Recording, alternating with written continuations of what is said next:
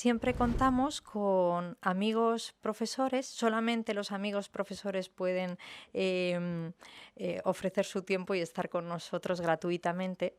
Gratuitamente no es que sea gratis, sino que no hay dinero en el mundo para pagar la generosidad de los amigos. Entonces tenemos a 5 amigos, 5 profesores de la casa que van a impartir cada una de las conferencias.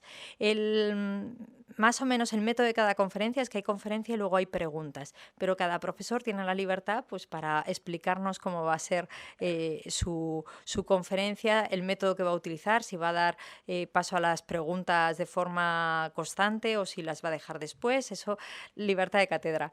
Y ya está. Y esto es lo que haremos. Para aquellos que además queráis y necesitéis y hayáis optado a los créditos, ECTS al final de cada jornada, al final de la jornada de hoy y al final de la jornada de mañana, habrá un QR que pondremos. Más cosas. Este seminario, que es para el Instituto Newman un eje y una médula, no solamente hay este seminario presencial, que es la joya de la corona, sino que también hay un seminario online de 40 horas que tenemos en nuestra página, que también se puede hacer, y tenemos un libro que está aquí abajo y que Paula, si a alguien le interesa, puede adquirir y comprar, y lo tenemos aquí. Tenemos más si se agotaran. Somos un equipo, y que os vamos a acompañar durante estos 2 días. Estará Paula Martínez, que luego presentará al siguiente ponente. Aarón Cadarso nos va a acompañar en los mandos, como dicen en la tele y en la radio, ¿no? En el control, con la cámara, con la imagen. Mañana tendremos a Cristina Cañete, Consuelo Cabero, están Laura, están Gabriela también, como parte ahí infiltradas en el público. Incluso tenemos a un profesor muy querido, Max Bonilla, que viene desde Estados Unidos a escuchar y a estar presenciando este seminario, y nos alegra mucho, Max, recibirte aquí. Estamos todos para cualquier duda o para cualquier necesidad que tengáis a vuestra disposición. Yo voy a presentar al primer ponente y os doy paso a escucharle. Es Martín Tami, es profesor de Humanidades, trabaja en la Escuela de Liderazgo, viaja con becas Europa muchas veces y es un gran amigo que, bueno, pues que ha decidido también empezar esta aventura del seminario y que nos va a ayudar a abrir el melón, ¿no? O sea, si tiene sentido buscar el sentido. Nosotros, cada uno de nosotros, como buscador de significado de nuestra vida. Muchísimas gracias, Martín. Te dejamos. Este seminario, bueno, lo cursé hace 3 años, en estas fechas, en el Square, era en aquella oportunidad. Me llevé el libro, lo recomiendo. Y bueno, hoy me toca, por la generosidad de Rocío, de Paula, del padre Florencio y de todo el equipo, ¿no? Del instituto, participar de él desde este lugar, lo cual me impone mucho realmente. Espero hacerlo bien, espero que esto sea una aportación valiosa, ¿vale? Para el recorrido que vais a hacer durante el seminario. También quiero decir que voy a estar todo el seminario, porque quiero aprovechar la oportunidad de estar en esta primera mesa para luego continuar el camino juntos. Así que no temáis si lo de hoy no queda muy claro, porque me podéis perseguir después, mañana y quién sabe cuánto tiempo más, ¿vale?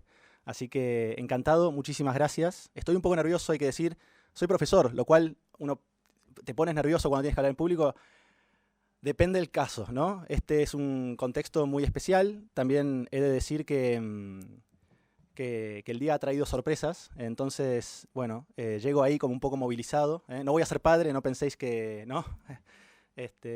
Pero bueno, lo cierto es que estoy un poco nervioso, pero espero usar eso a mi favor, porque al final me toca hablar de algo para lo cual, si lo tomamos seriamente, ¿no? Los nervios son un signo de que nos estamos poniendo en juego, ¿no? Vamos a hablar del ser humano como buscador de sentido, es decir, de cada uno de nosotros como buscadores de sentido, y yo trataré de compartiros una experiencia, un testimonio de en qué medida hago experiencia personal de esta cuestión, que no es meramente teórica o abstracta, sino que me concierne íntimamente y a cada uno de nosotros, ¿vale?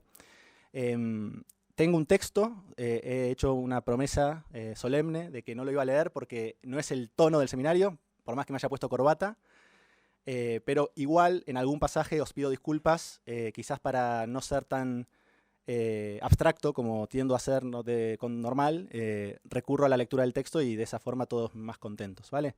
En cualquier caso, lo primero que les quería contar es algo que me pasó hace unos pocos días, más concretamente el 6 de noviembre, ¿sí? Este mismo mes de noviembre, miércoles creo recordar que era, me pasó cogiendo el metro. Yo vivo en Madrid, en un barrio muy cercano a la estación del metro Legazpi, quizás muchos de vosotros la conozcáis.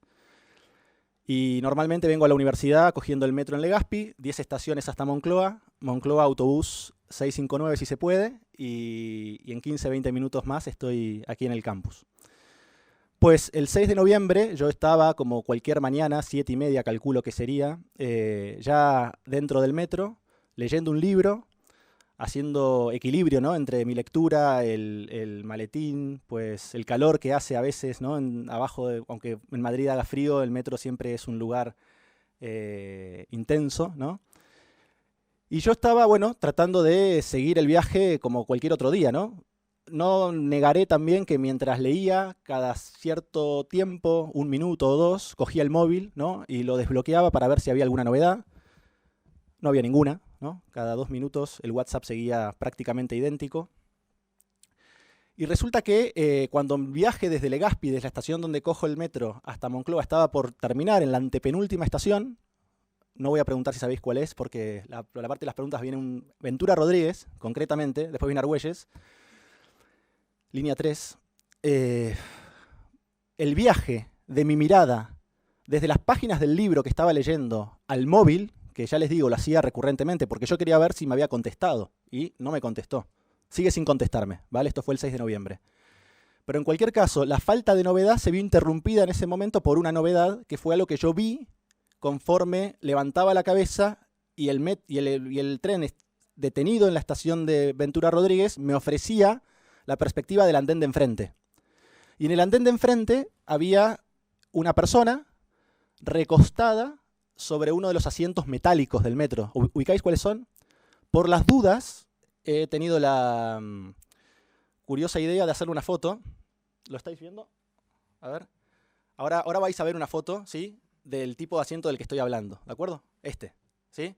Imaginaos en el asiento del metro a esa hora de la mañana, yo en el lado opuesto, en el vagón correspondiente, a una persona recostada, ¿sí? Bueno, medio dormida. Eso en principio no me llamó la atención, porque era muy temprano, quizás se trataba de un trabajador nocturno que estaba emprendiendo el regreso a casa, vaya a saber uno qué era, ¿no? Pero lo que sí me llamó la atención, y es la razón por la que os estoy hablando de esta situación ahora, es que este hombre, que estaba medio recostado en el asiento metálico del metro, tenía un cable que surgía de su chaqueta, ¿sí?, y se conectaba con esta terminal, con este puerto USB, que quienes viajáis en metro a menudo quizás estéis acostumbrados a ver, ¿no? Que dice, ahora voy a pasar otra foto.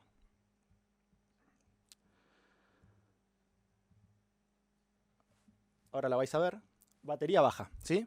El hombre estaba recostado sobre el asiento y de su chaqueta, surgió un cable que se conectaba al puerto USB. Eso me llamó la atención. Ya les digo, la escena la contemplé un instante, porque el metro paró en Ventura Rodríguez, se bajó gente, subió gente y siguió. Pero ese instante no me alcanzó a hacerle una foto. Después volví y le hice la foto al asiento y a la terminal porque quería enseñárosla. Me interpeló muchísimo. ¿Por qué razón? Porque el cable surgía del pecho de este hombre, de su chaqueta a la zona del pecho. Y si bien yo puedo imaginarme, como todos vosotros ahora os imagináis, que este buen hombre estaba aprovechando el momento para cargar el teléfono, es lo razonable, a mí la imagen me resultó muy sugerente porque parecía como si el cable estuviera saliendo de su corazón, ¿sí? Y fuera el corazón de este buen hombre el que se encontrara en ese entonces recargando su energía, recargando su batería. Esto me dio que pensar. Me dio que pensar. Y la realidad es que me llevó a preguntarme por el significado que tiene el corazón para nuestra vida, por lo acostumbrados que estamos a tenerlo en cuenta. Porque ya les digo, yo iba leyendo y cada 2-3 minutos, si no menos, mirada al móvil, novedad, búsqueda, respuestas, estímulos que no siempre llegan. Y sin embargo, la imagen del hombre medio recostado, con ese cable que emergía de su pecho conectado a esta terminal, me dio que pensar que a lo mejor, más allá de las virtudes que pueda tener el teléfono y las razones por las que normalmente nos sabría muy mal perderlo de vista y hasta desentendernos definitivamente de él, pues convendría darle paso a una reflexión sobre el corazón, ¿vale? Entonces yo voy a situar la pregunta por el sentido y la condición humana como buscadora de sentido partiendo de una consideración respecto del corazón, ¿sí? Porque lo que me pregunto es si, así como el teléfono requiere de una terminal a la que conectarse para recargar su batería, ¿cuál será la terminal a la que necesita conectarse el corazón cuando se ve disminuido su funcionamiento, cuando las circunstancias de lo cotidiano acaban desgastando su latir? ¿Existe algo así como un lugar para recargar la batería del corazón o una circunstancia para recargar la batería del corazón, del mismo modo que tenemos esos puertos USB poblando estaciones del metro de Madrid para recargar la batería del teléfono? Pues os lanzo una pregunta y es si estamos familiarizados con el corazón, ¿sí? Si tiene sentido para nosotros hablar del corazón. ¿En qué pensamos cuando se nos presenta su nombre? ¿De qué hablamos cuando hablamos del corazón? Me permito leer un extracto de la última encíclica del Papa Francisco, en el que dice que en el griego clásico profano el término cardía significa lo más interior de los seres humanos, los animales y las plantas. Es el centro corporal, pero también anímico y espiritual del hombre. Ya desde antiguo, el motivo del corazón está presente en las reflexiones de los grandes filósofos y poetas. El corazón es un centro unificador que otorga a todo lo que vive la persona el trasfondo de un sentido y una orientación. Por eso en la antropología bíblica se habla del corazón como el núcleo de la persona, aquello que está detrás de toda apariencia y aún detrás de esos pensamientos superficiales que muchas veces nos confunden. Insisto, si el corazón entonces expresa lo más propiamente humano de cada uno de nosotros, si en él comparecen nuestras verdaderas intenciones, lo que realmente pensamos, creemos y queremos, quizás podríamos preguntarnos hoy qué significa que sea ya no el teléfono, sino nuestro propio corazón el que requiriese el esfuerzo de una conexión a alguna parte, a alguna terminal. ¿Habéis hecho alguna vez la experiencia de sentir un cansancio muy íntimo, un cansancio que va más allá del aspecto meramente físico? ¿Os habéis visto alguna vez en la situación de necesitar reponeros de una fatiga que ya no se soluciona únicamente con un periodo de franco descanso? El corazón es el ámbito privilegiado de la intimidad. Es allí donde se descubre la más auténtica profundidad de lo humano. Por lo tanto, si se debilita nuestro corazón, pierde consistencia el conjunto de nuestra vida, porque entonces puede verse escindida, dividida por estímulos divergentes, por tentaciones que reclaman el máximo de nuestra atención y al mismo tiempo nos confrontan ante la imposibilidad de dársela. El corazón que vive, el corazón viviente, es el que dicta un sentido para la propia vida. Y la expresión más elemental de este sentido es la orientación de nuestra vida al bien, a la verdad y a la belleza. Pero no a un bien abstracto, a una belleza abstracta, a una verdad abstracta, sino un bien, una belleza y una verdad que enamoran. Por eso no me parece casualidad que sea asociado en el imaginario colectivo el corazón con el gran tema del amor. Es un lugar común, pero tiene mucho de verdad, a mi entender. Entonces, y perdonadme que vaya tan desordenadamente al punto que quería presentar inicialmente. Si nuestros dispositivos electrónicos requieren de su conexión a una fuente que suscite la recarga de su batería, ¿qué tipo de conexión reclama nuestro corazón para recuperar la plenitud de su funcionamiento? Para que sea verdaderamente humano, una vez que se ha visto disminuido o afectado por su desgaste. ¿Qué es lo que nos hace conferirle a nuestro corazón su auténtico significado? ¿Por qué razón no nos basta con una explicación o una comprensión estrictamente cardiológica del corazón?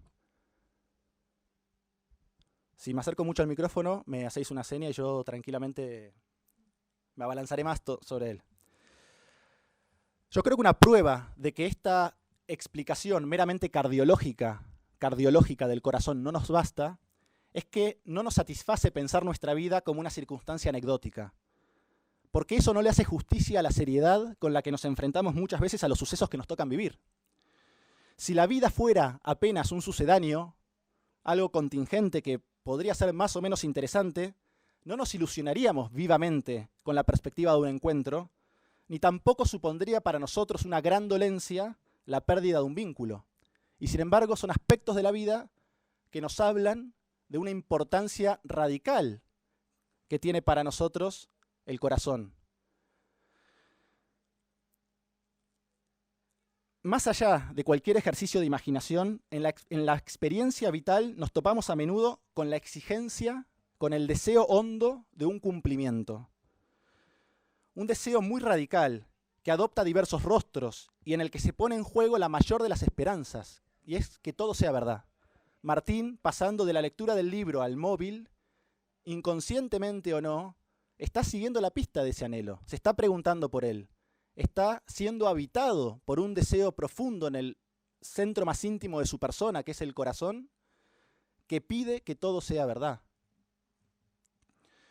Pero esto no es cosa mía, menos mal, ni tampoco de personas especialmente sensibles, si es que acaso lo soy. En el año 1929 escribía José Ortega y Gasset en un texto titulado ¿Qué es filosofía? Lo siguiente, que paso a compartiros.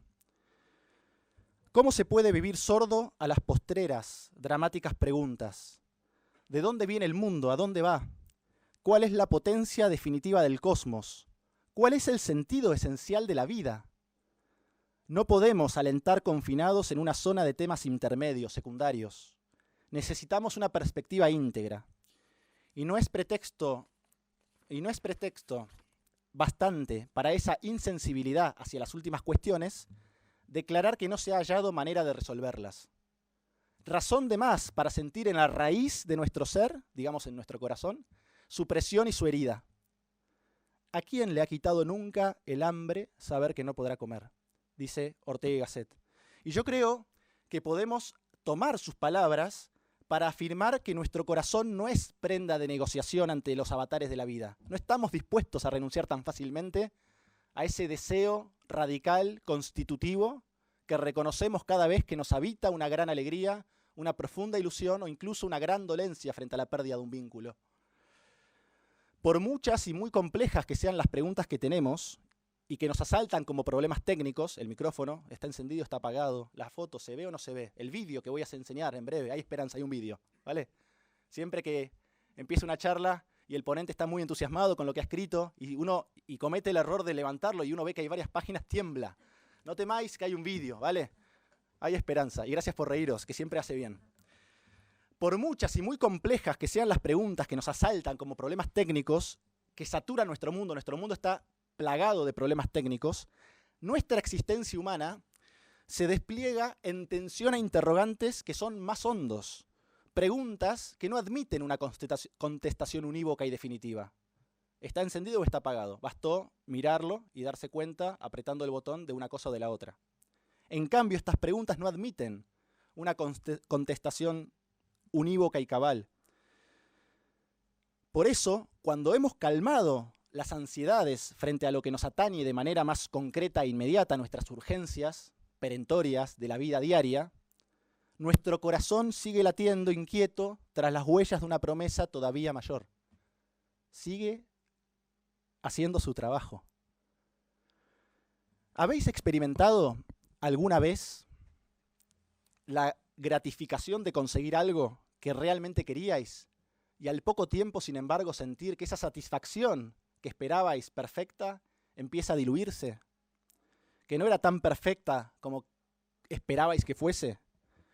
¿Habéis hecho la experiencia de que vuelva a nacer en vosotros el clamor de una satisfacción todavía mayor, todavía más plena? ¿Qué significa eso? ¿Qué significa? Porque ¿será que somos entonces, los humanos, seres estructuralmente insatisfechos, condenados forzosamente a sufrir nuestra incapacidad de recrearnos en la plenitud de lo que corresponde a nuestro deseo? ¿Será que estamos hechos así? ¿O será más bien, y lo digo como pregunta, que la medida de nuestros anhelos trasciende con creces cualquiera de las hipótesis de sentido que podamos nosotros buenamente ofrecerle. A mí me gusta pensar que hay algo en la forma del corazón humano que no se deja comprender desde los anaqueles de la cardiología. Es decir, que la biblioteca del cardiólogo, por muy importante y necesaria que sea, no alcanza a dar razón de muchos aspectos del corazón. Esto tampoco es una ocurrencia mía, menos mal, porque podemos recordar, por ejemplo, el fragmento 277 de los pensamientos de Pascal, filósofo francés del siglo XVII, que decía: el corazón tiene razones que la razón no conoce. ¿Qué significa que el corazón, al que le buscamos una fuente de sentido que permita recargar su energía, como el móvil del buen hombre que estaba medio recostado en la estación de Ventura Rodríguez el 6 de noviembre de este año, qué significa que el corazón tenga razones que la razón no conoce? Digámoslo así. Digamos que el ser humano, hipótesis, encuentra en sí, digamos que yo encuentro en mí, que tú encuentras en ti, un deseo de felicidad, de plenitud, de ser mejor, para el que no tenemos de antemano una respuesta. Por eso la buscamos. De ahí que la búsqueda de sentido, de la que quiere hablar esta primera ponencia del seminario, ¿sí? Es una exigencia inclaudicable. No es una opción entre muchas otras. No es algo para los frikis, a los que nos interesa la filosofía, la teología, las humanidades. No, no va de gustos, va de humanidad íntima. Va de algo que nos concierne profundamente y de lo que no podemos prescindir si es que verdaderamente queremos vivir a la altura de nuestra humanidad. Mi propuesta, o una de ellas esta tarde, es que la búsqueda de sentido, ese ser buscadores de sentido, es la fuente de la que se alimenta nuestro corazón. Mi propuesta es que pensemos la pregunta por el sentido como la conexión que nuestro corazón reclama para ser capaz de expresar su verdadera naturaleza. Así como la vista requiere de la luz para que pueda cumplirse la función de ver, nuestro corazón requiere de la pregunta por el sentido para que pueda cumplirse en nosotros la función de vivir humanamente. Va de nuevo porque esta me gustó. Me sentí muy listo cuando lo pensaba. Después me di cuenta que no tanto, pero aprovecho la oportunidad de compartirla con vosotros y la repito. Así como la vista requiere de la luz para que pueda cumplirse la función de ver, nuestro corazón requiere de la pregunta por el sentido para que pueda cumplirse en nosotros la función de vivir como seres humanos. Ahora, y os prometo que esto, aunque no parezca, conduce hacia alguna parte y estamos avanzando hacia allí.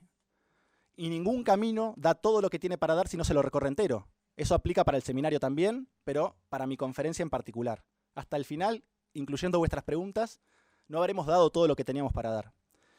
¿Qué significa buscar el sentido? ¿De qué hablamos cuando hablamos de sentido? Llevo unas cuantas líneas anhelando un vaso de agua que después va a aparecer en un ejemplo que he pensado también. Necesitaba beber.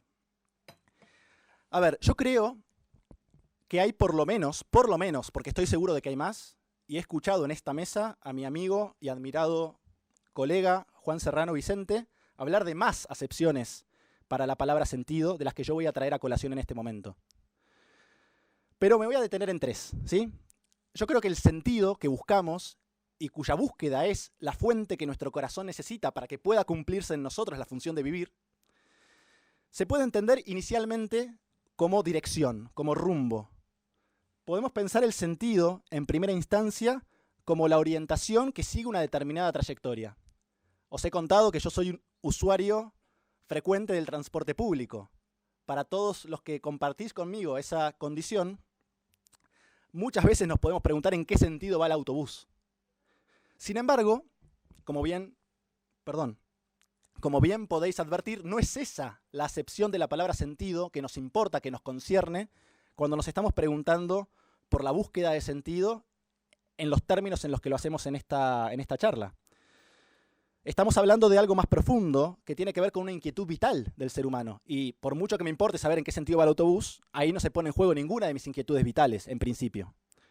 Entonces vamos a proponer una segunda acepción para la palabra sentido.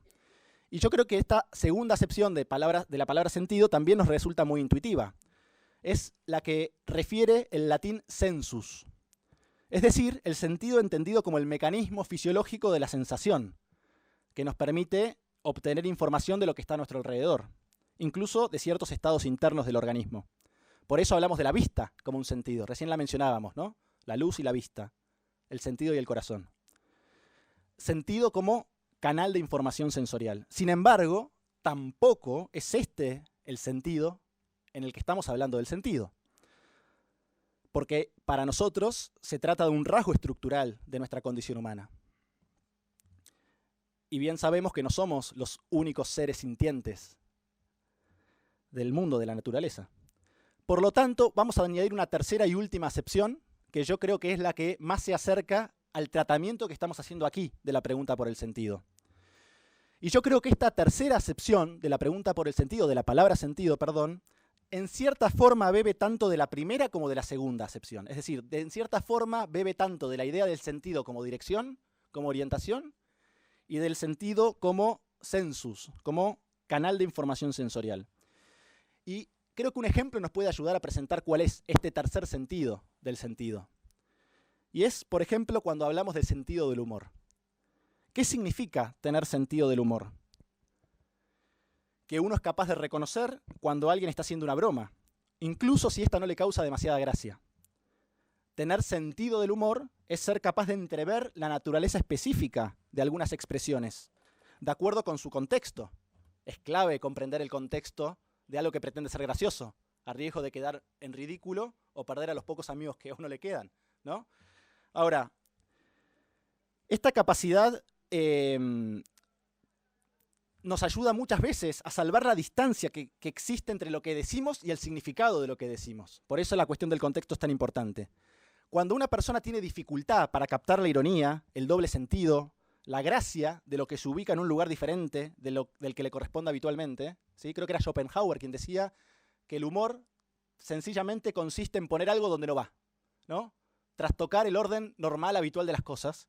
Quien tiene dificultad para captar esas operaciones, muy sutiles en ocasiones, se está privando de una forma de acceder a la realidad. Para esta persona el acceso a la realidad es más estrecho que para aquella que tiene sentido del humor. Porque el sentido del humor es una forma de acceder a la realidad. Y el humor en ese sentido nos predispone alegremente a entrar en contacto con la realidad de una forma más interesante, más plena. Por eso a mí, por ejemplo, me resulta muy agradable que alguien me cause gracia, queriendo hacerlo, ¿sí? Y por otra parte me causa mucha satisfacción decir algo que pretendía ser gracioso, que cause ese efecto en el otro, porque habla de una conformación del vínculo que nos une y que configura la realidad que habitamos juntos más sólida, ¿no? De hecho, os pregunto, ¿habéis hecho alguna vez la experiencia de que ante una determinada situación, un comentario feliz, irónico, provisto de cierta gracia, contribuyera a descomprimir un poco el ambiente? Hay que tener talento para eso. Pero si se lo tiene, si ese sentido del humor está en ti como un don, pues el efecto positivo que puede tener en el mundo es extraordinario. No sé si era Santo Tomás Moro el que decía, pedía, ¿no? Que nunca, o recomendaba pedir que nunca se nos quitara el sentido del humor porque de tal modo nunca dejaríamos de divertirnos de nosotros mismos. O algo así, lo estoy citando fatal. Afortunadamente vivimos en un tiempo en el que existen grandes buscadores a los que les podemos preguntar las cosas que no nos acordamos, ¿sí? No le podemos preguntar quizás la pregunta que más nos interesa, pero ¿qué decía Santo Tomás Moro respecto del sentido del humor? Lo podéis buscar y luego me lo podéis contar, así acabo de aprendérmelo, ¿vale? Ahora, quedémonos con esto. Sentido del humor, vía de acceso a la realidad. Por eso es una forma, este sentido, de disponerse a transitar a través de la realidad y ampliar nuestra comprensión de lo que nos sucede. Este es el sentido de la palabra sentido que me parece más interesante. Es el sentido que nos ayuda a transitar por las circunstancias de la vida siendo capaces de ampliar, de abrir nuestra comprensión de lo que nos sucede a una dimensión más profunda, más humana, más razonable, más integral. Ahora, dejemos a un lado el sentido del humor, que ya sabemos que es un tema distinto del que nos trae aquí, ¿no? Hablemos de algo más próximo a lo que nos trae aquí. Podemos decir que el ser humano es capaz de tener sentido del misterio. Sentido del misterio. Y la pregunta aquí es, ¿qué es un misterio? ¿Y en qué se diferencia un misterio de un problema?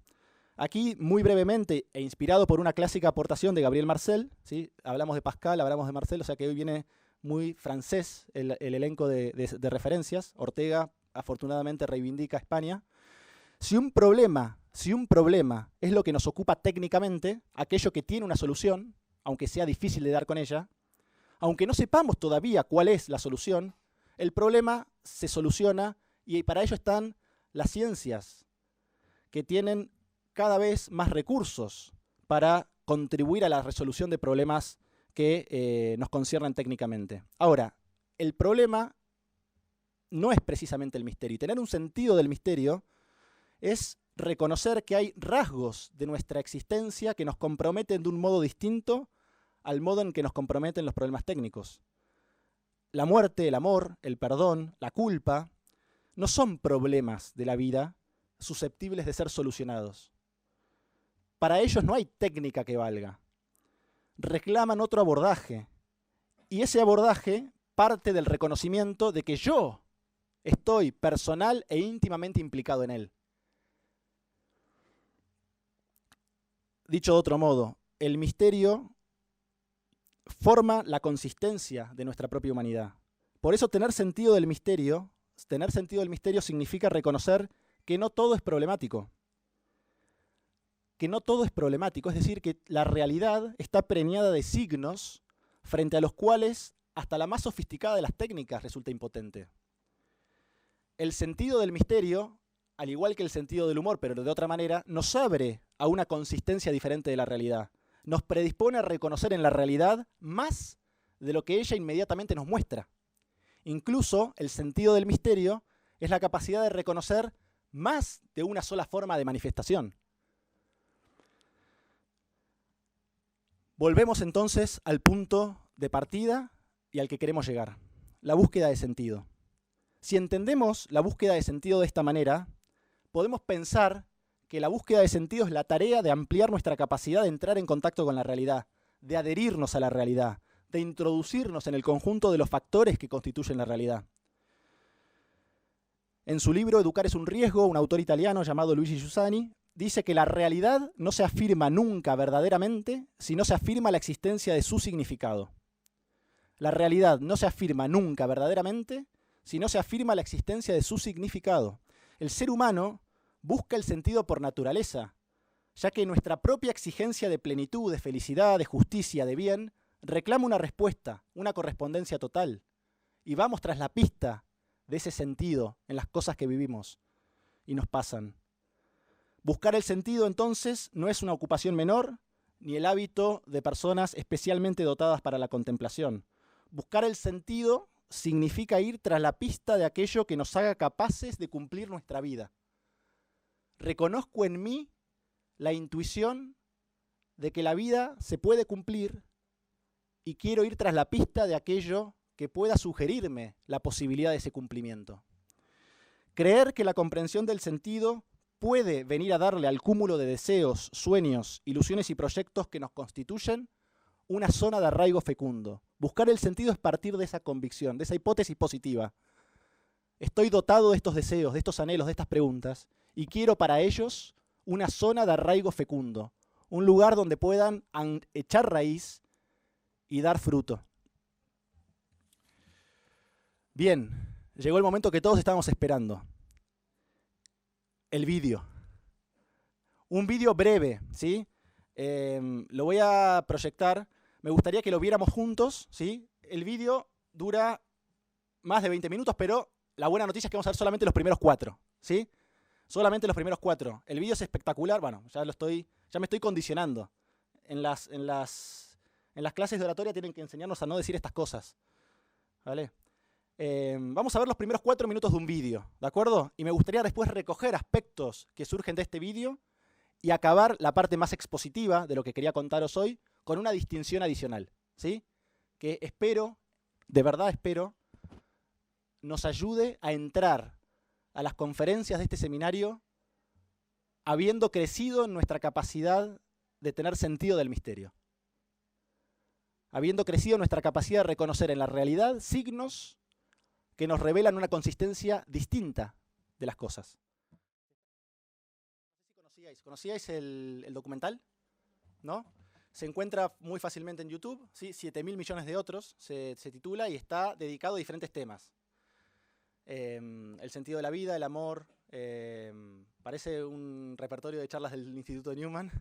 Pero bueno, como veis, tiene mucho que ver con el tema que estábamos queriendo presentar en esta primera sesión, ¿vale? Me gustaría, antes de cerrar lo que preparé para contaros y dar paso quizás a algunas preguntas antes de que venga Javier y nos siga compartiendo la propuesta del seminario, preguntaros qué os ha parecido estos 4 minutos que hemos compartido del vídeo respecto del sentido de la vida, ¿sí? ¿Qué os ha llamado la atención? A ver, yo voy a recordar con vosotros lo que hemos visto, ¿sí? Tengo la ventaja de haberlo visto antes, ¿sí? Primera persona presentaba la cuestión del sentido de la vida y la asociaba a una dirección, ¿no? ¿A dónde va la vida? Fíjense cómo aparece la primera acepción de la palabra sentido que repasábamos al principio, ¿no?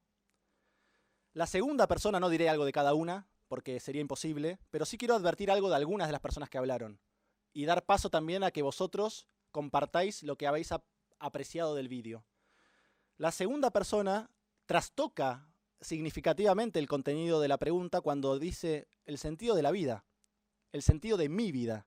Es muy sutil, pero no es para nada similar el punto de pasar del sentido de la vida en general, que es como está planteada la propuesta del vídeo inicialmente, a reflexionar respecto del sentido de mi vida. ¿Qué más? ¿Qué más podemos añadir?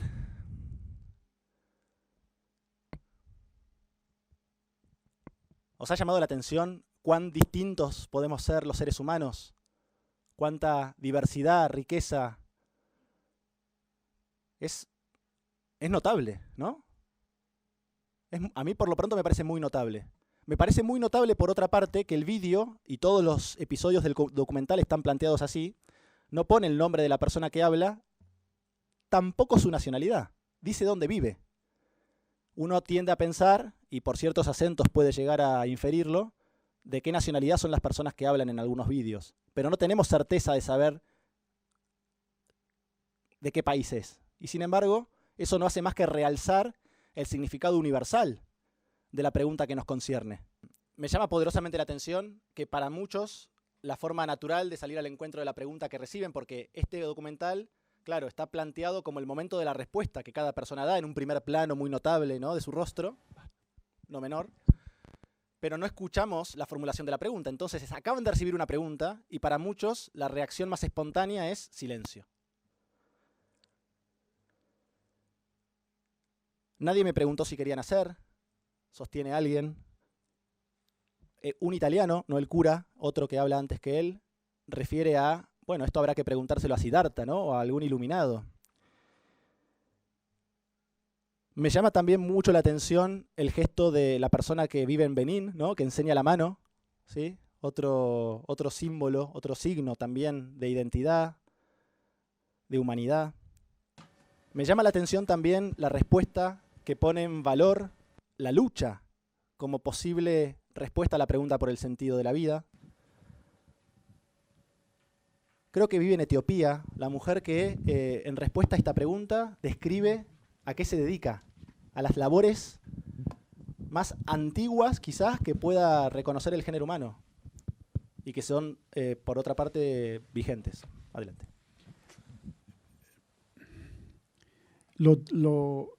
Cosa que veo que para mí fue más dramático en el video es el hecho de que, o sea, eso que estás diciendo, que hay muchísima gente, la diversidad de la gente que viene, de aparentemente elegidos de todo el mundo. Yo vivo, como dijo Rocío, en Estados Unidos. Me voy, de hecho, mañana por la mañana. Me regreso. Trabajo en una universidad y los chicos son como los de aquí. Todos buscando hacer carrera, pero generalmente en esta diversidad que como que muestra el video, también la veo yo en mi propia experiencia en Texas, donde hay muchísima gente de todo el mundo. Y al mismo momento la pregunta de ¿para qué vivir? Se nota que mucha gente va a Estados Unidos para buscar trabajo, van a la universidad para buscar trabajo, están aquí trabajando, buscando carrera, hacer carrera para buscar trabajo, pero a veces no, sin preguntarse por ese sentido, ¿no? Sin preguntarse para qué están haciéndolo, en qué dirección están yendo. En los últimos segundos que pusiste del video, cuando la última mujer habla y habla de que el significado está en el amor, lo dijeron unos cuantos, pero es particularmente la última, que dice que habrá muchas maneras de decirlo, pero siempre ahí está. Creo que la pregunta nos fuerza a decir, ¿y qué es eso? ¿Qué es el amor? Muchas gracias, Max. Gracias. Notable porque no corté el vídeo de los 4, había que terminarlo en algún punto y no iba a proyectar los 24 minutos del vídeo, pero quise parar en la escena de la mujer de Yemen porque me daba la impresión de que nos sugería una clave que merece la pena ser profundizada. Y curiosamente, aquí hay un extraordinario trabajo de edición, por otra parte, ¿no? Del que yo ignoro todo, pero no es casualidad muchas veces cómo se van sucediendo los testimonios. Si os fijáis, antes de que esta mujer de la que habla Max vuelva sobre la cuestión del amor y la presente también de cierta manera, porque una cosa es decir, the meaning of life is love, ¿no? Dice una persona antes que ella o dos, pero la mujer de Yemen retoma esa respuesta y la lleva a una dimensión todavía más significativa, ¿sí? Enraizando en su complejidad, preguntándose por el significado precisamente de ese amor del que es quizás más a menudo, muy a menudo hablamos, pero no tantas veces comprendemos o nos preparamos a pensar efectivamente qué indica, ¿no? de nuestra condición humana. Dejamos aquí un momento en la cuestión del vídeo, que quiero que sirva también como mínima expresión de la universalidad de la pregunta que nos estamos dando para inaugurar nuestro seminario, ¿sí? Y antes de dar paso a un turno de preguntas un poquito más dilatado, ¿sí? Y descontracturado y de tema abierto, ¿vale? Quisiera ofreceros una última, vamos bien de tiempo, ¿no? Relativamente, son las 7, ¿no? Vamos bien, 7:30, Javier. Yo creo que sí, me contesto a mí mismo, vale.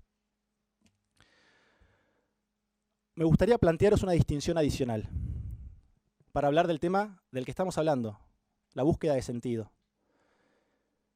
Y es la distinción entre deseo y necesidad. Porque esta búsqueda de sentido de la que venimos hablando, a la que hemos presentado como la clave que nuestro corazón demanda para poder vivir a la altura de su naturaleza, es para nosotros, que somos los protagonistas de la búsqueda, un deseo o una necesidad. Incluso quizás podemos valernos de esta distinción para pensar la pregunta que nos arrojaba Max acerca del amor.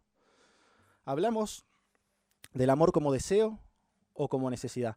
A mí me ayuda mucho, y por eso lo traigo a nuestra conversación, pensar esta distinción de la siguiente manera.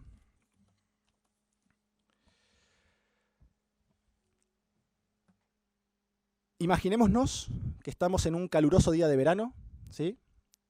Y nos embarga la necesidad, o mejor dicho, ya me estoy respondiendo solo, nos embarga una profunda sed. Nace en nosotros una fuerte sed. En el contexto de ese día de verano y de la sed que tenemos, ¿diríais que se trata del deseo de beber un vaso de agua o más bien de la necesidad de beber el vaso de agua?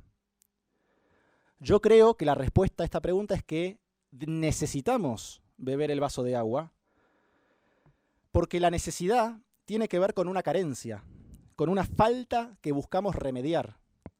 La necesidad, según el modo en el que estoy proponiendo entenderla, para seguir enriqueciendo nuestro tratamiento de la pregunta por el sentido, apunta a la anulación de una situación de indigencia material.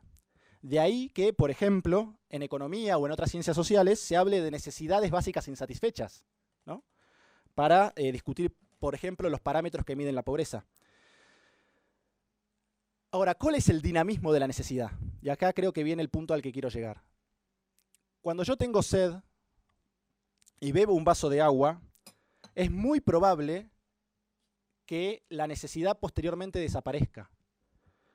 Y que una vez ha desaparecido, es como si nunca hubiera estado ahí. Dicho de otra manera, la satisfacción de una necesidad no deja huellas. Luego reaparece, pero es nueva. La sed que tengo hoy es como si fuera la primera vez en mi vida que tengo sed. La satisfago, desaparece, es como si nunca hubiera estado, vuelvo a estar sediento, vuelvo a saciar mi sed. La necesidad tiene, a mi entender, según me ayuda a comprender esta circunstancia, esa lógica. Tiene que ver con una carencia que deseamos suprimir, con una indigencia material que pretendemos anular, y una vez que queda satisfecha, desaparece, sin dejar huella. En cambio, si en vez de pensar en el ejemplo del día caluroso, la sed y el vaso de agua, pensamos, por ejemplo, incluso ese mismo día, el mismo día caluroso de verano, respecto de la posibilidad del amor, si pensáis que algún día seréis correspondidos por alguien con vocación de eternidad, el tipo de pregunta que emerge, el tipo de sed que se está presentando en cada uno de nosotros en ese entonces, ya no es el caso de una necesidad, sino más bien el caso de un deseo. Y yo sé que el ejemplo es fuerte o difícilmente comparable con el vaso de agua, pero me parece que puede ayudar, por el contraste, a subrayar el carácter que tiene el deseo a diferencia de la necesidad. Nosotros no necesitamos ser correspondidos, más bien lo deseamos profundamente. ¿Y por qué digo esto? Porque el amor, si es genuino, en su significado más hondamente humano, no es una necesidad porque no es la carencia que buscamos remediar o la indigencia material de una circunstancia determinada. El amor es un deseo, y acaso el mayor de todos, porque la dinámica del deseo, a diferencia de la dinámica de la necesidad, no tiene que ver con suprimir una falta, sino con dar cauce a una posibilidad positiva, al plus de energía, sentido y capacidad que nos caracteriza más íntimamente. Si el vaso de agua anula la sed y hace que desaparezca, la correspondencia en el amor no viene a clausurar el deseo de amor, más bien lo dilata. Es como si al beber agua tuviéramos más sed de la que teníamos antes. Porque la naturaleza del deseo es su acrecentamiento conforme se realiza. Porque la satisfacción en última instancia del deseo es imposible de manera plena, en tanto el deseo último de nuestro corazón es infinito y nada ni nadie meramente humano es capaz de alcanzar una estatura semejante. Por eso, aunque podamos hablar entre comillas de satisfacción del deseo, para entendernos, creo que cabe decir que a diferencia de la satisfacción de una necesidad, el deseo sí deja huella. Sí deja huella y en ocasiones más que huella deja cicatriz. Porque el deseo es deseo de otro. Es deseo de un tú, que es distinto que yo y que en su alteridad me puede afectar.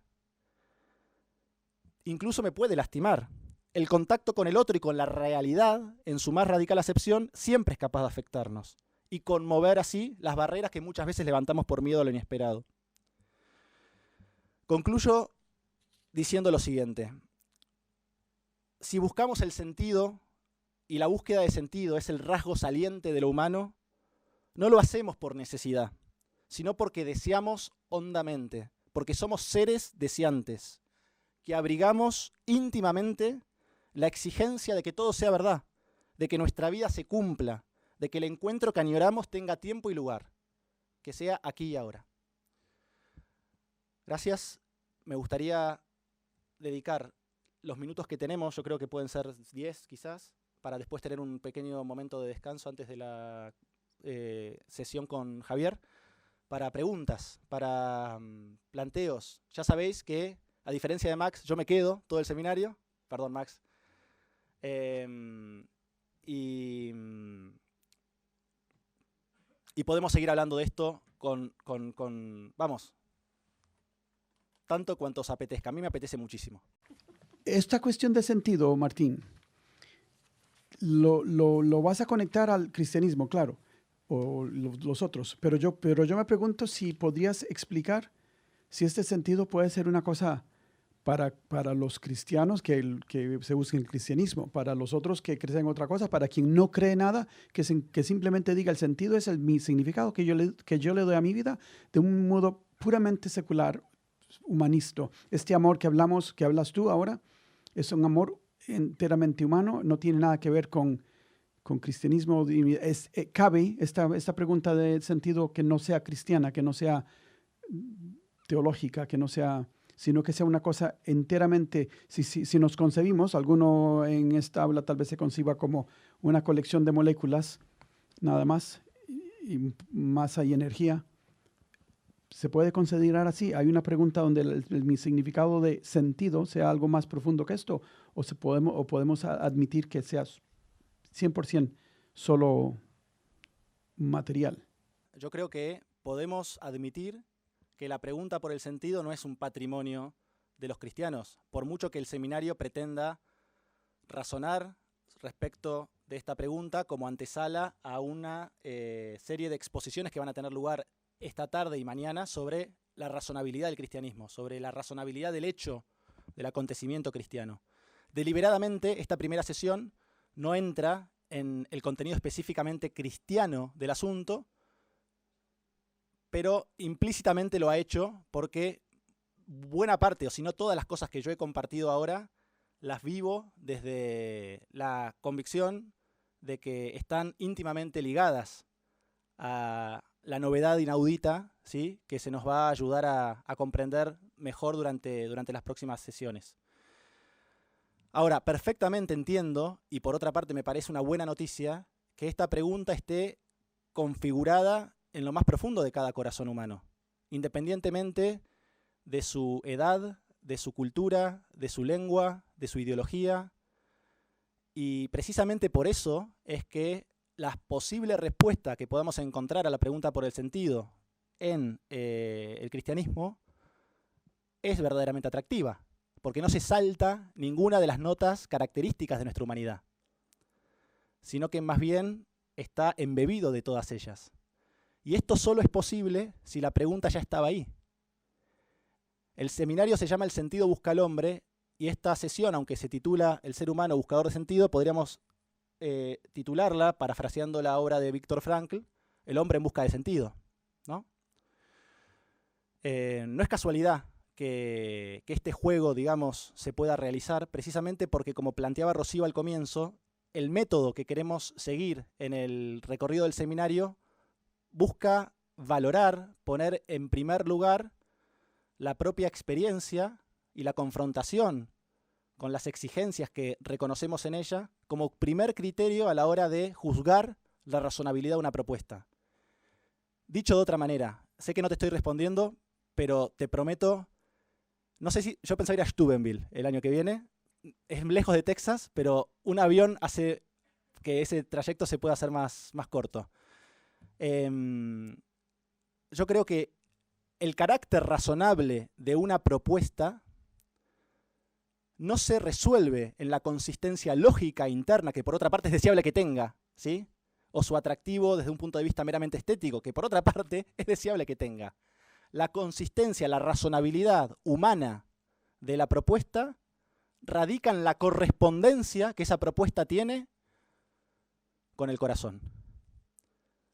Lo razonable es lo que corresponde a las exigencias constitutivas de nuestro corazón. O como dice Higinio Marín Pedreño, y yo se lo escuché decir en esta misma silla, lo cual me resulta estremecedor, porque estoy hablando desde un lugar donde habló él también. Cuerdo, lo que tiene cordura, es lo que el corazón es capaz de admitir sin romperse. Nada, era preguntarte que para ti cuál es el sentido de la vida.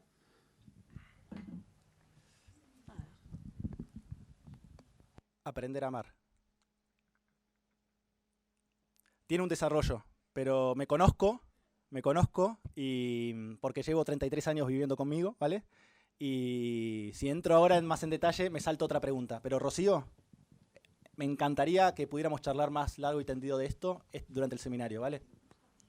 O en la Facultad de Comunicación. Que venga. ¿Sí? Mirá que soy argentino, ¿eh?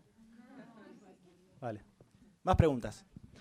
Yo no es tanto una pregunta, sino un comentario respecto al vídeo, que me pareció curioso que algunas de las personas hablaban de que una vez encuentras el sentido, ya es para morir.